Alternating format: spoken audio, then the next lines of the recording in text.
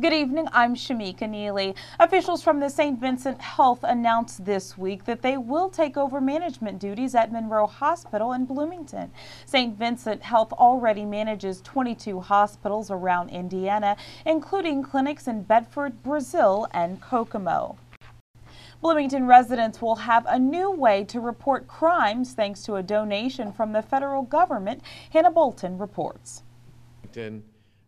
United States Attorney Joe Hogsett presented a $34,000 check to the Bloomington Police Department, which Chief Mike Dekoff says will pay for a technology upgrade. We are using our portion of the grant to purchase electronic kiosks that will allow the public to be able to better interact with our agency. Hogsett says the city got the money because of its previous stewardship of grant dollars. Bloomington and Monroe County has developed at the Department of Justice a very good track record of using the monies that are given to them in very cost-effective, efficient ways.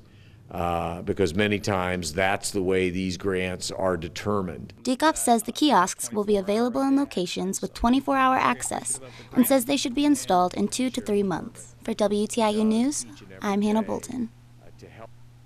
The city of Bloomington has installed several charging stations for electric cars around town. Monroe County car dealers say that Bloomington is a promising market for electric vehicles.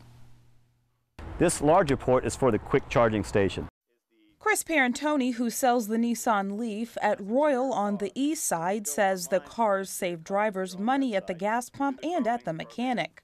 When you're comparing a full fill-up of gasoline at $4 a gallon, this will cost you roughly maybe $2 for a complete charge.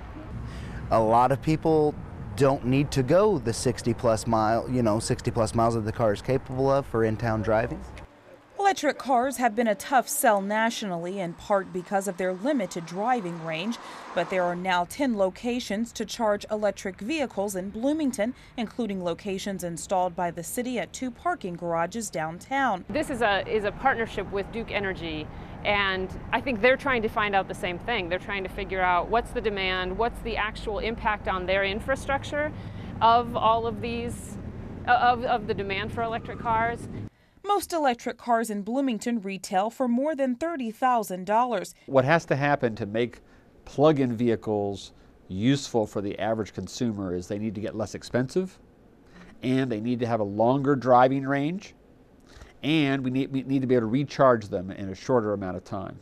The Nissan dealership has sold 3 Leafs since it began offering the vehicles about 2 months ago. No Mitsubishi Eyes have been sold.